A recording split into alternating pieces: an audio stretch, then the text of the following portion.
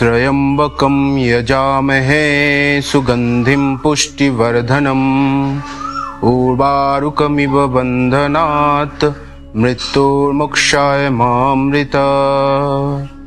ॐ।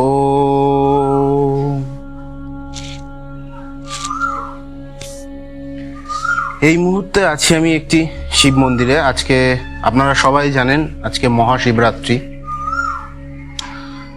এই মুহূর্তে যে মন্ত্রটি আপনারা শুনলেন সেটি মহামৃত্যুঞ্জয় মন্ত্র। মহামৃত্যুঞ্জয় মন্ত্র কোথা থেকে এসছে তার ইতিহাস কি আপনারা অনেকেই জানেন, যারা জানেন না তাদের জন্য বলছি। এক ঋষি ছিলেন ঋষি ভৃগু। তিনি ছিলেন বাবা মহাদেবের চরম ভক্ত। তো সেই ঋষির কোনো রকম সন্তান ছিল না তার সংসারে। তো সেই ঋষি উপাসনা করে বাবা মহাদেবকে পেয়েছিলেন এবং বাবা মহাদেব তাকে আশীর্বাদ দিয়েছিলেন যে তার একটি পুত্র সন্তান হবে, কিন্তু তার ভাগ্যে কোনো সন্তানই ছিল না। তো মহাদেব আশীর্বাদ দিলেন যে তার একটি পুত্র সন্তান হবে, কিন্তু তার কিছু কন্ডিশন আছে। সেই কন্ডিশনটা হচ্ছে সেই সন্তান 16 বৎসরের বেশি বাঁচবে না। তো যথারীতি মহাদেবের আশীর্বাদে ঋষি ভৃগুর সংসারে এলো এক পুত্র।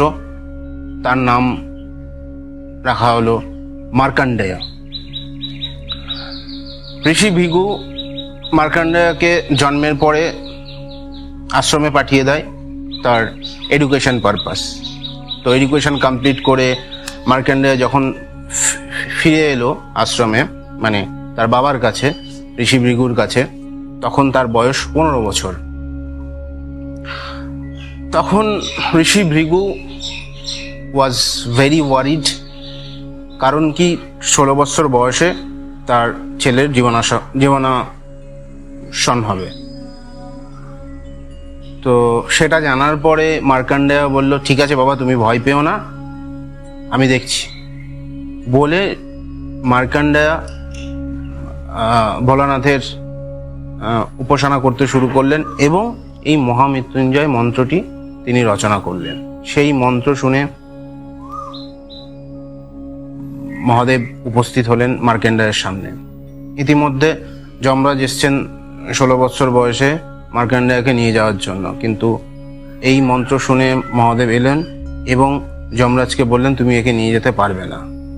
তো যথারীতি মহাদেবের আশীর্বাদে, মহাদেবের আদেশ অনুসারে যমরাজ ফিরে গেলেন। তো মার্কণ্ডেয়ের এই মহামৃত্যুঞ্জয় মন্ত্রতে বাবা ভোলেনাথ প্রসন্ন হলেন এবং বললেন, এই মন্ত্র ভবিষ্যতে যারা যারা উচ্চারণ করবে, যারা যারা এই মন্ত্র পাঠ করবে, they will be free from fear of death, and those who will chant this mantra, Lord Shiva's grace will always be with them. So এটা ছিল মহামৃত্যুঞ্জয় মন্ত্রের মেন ইতিহাস, যেটি কথিত আছে। তো আমরা আজকে মহাশিবরাত্রি আজকে এসেছি এখানেই লোকাল একটি শিব মন্দিরে পুজো দিতে, বাবার পুজো দিতে। যদিও আজকে পুজো লাগছে সন্ধ্যাবেলা থেকে 8টা থেকে। আমরা সকালই দিয়ে দিয়েছি পুজো, বাবার মাথায় জল ঢেলে, এবং দেখাবো আপনাদেরকে আমরা আমাদের জার্নি মিন্স সকাল থেকে আমরা ফুল তোলা থেকে শুরু করে, বাজার করা থেকে শুরু করে মন্দিরে আসা পর্যন্ত। দেখতে থাকুন। ওম নমঃ শিবায়।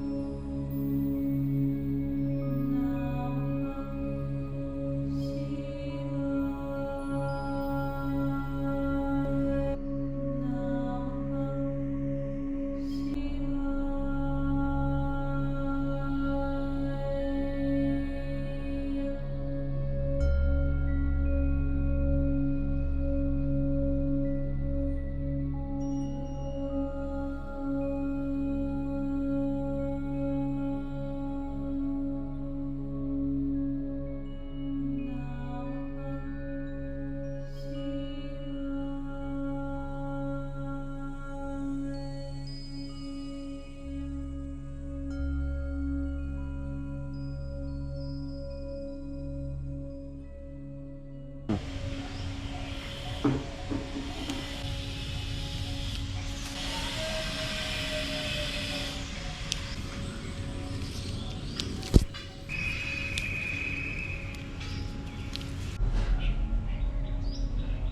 আমাদের ফুল তোলা কমপ্লিট। বাড়ি থেকে এতগুলো ফুল তোলা হয়েছে আজ পুজোর জন্য। বাহ, খুব সুন্দর। এবারে যাচ্ছি বাজারে কিছু ফল কিনতে পুজোর জন্য। চলুন দেখাই বাজারটা কেমন।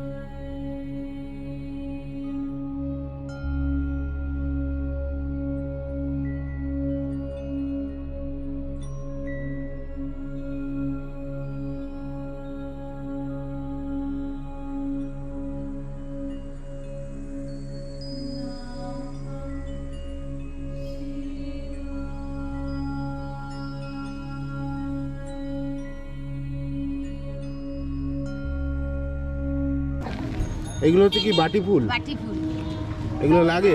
হ্যাঁ লাগে। একই। এটা সাদা। এগুলো ফুটেছে, ওগুলো ফোটেনি? না না, এটা সাদা সাদা। এইটা তো ভালো এখন এর গাছের শিকড়, এর ভিতরে মামনসা থাকে, এর গাছের শিকড় দিয়ে অনেক কিছু করা হয়, অনেক কিছু। এই যে এই এখন তোর শিকড় দিয়ে। আতা লাগে নাকি? আতা? হ্যাঁ লাগে। ওটা অন্য দোকান।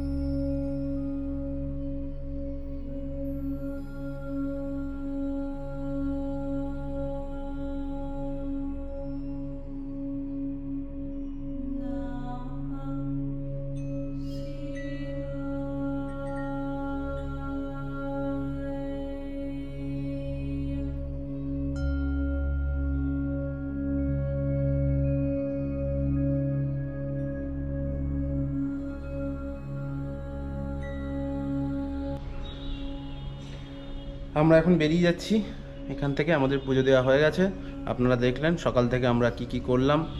ফুলতলা থেকে শুরু করে, ফল বাজার থেকে শুরু করে সমস্ত কিছু আপনাদেরকে দেখিয়েছি। এই মন্দিরটা খুব ভালো লেগেছে আমাদের, খুব কাছেই, অসাধারণ, বেশ শান্তির একটা পরিবেশ রয়েছে, কেউ নেই। আপনি এখানে আসুন, এখানে এসে মেডিটেশন করুন, প্রার্থনা করুন, যেমন খুশি তেমনভাবে সময় কাটান। অসাধারণ একটি মন্দির, খুব ভালো লাগলো। আপনারাও জানাবেন এই ভিডিওটা দেখে কেমন লাগলো। সঙ্গে থাকুন, পাশে থাকুন। নেক্সট ভিডিওতে দেখা হচ্ছে। ওম নমঃ শিবায়।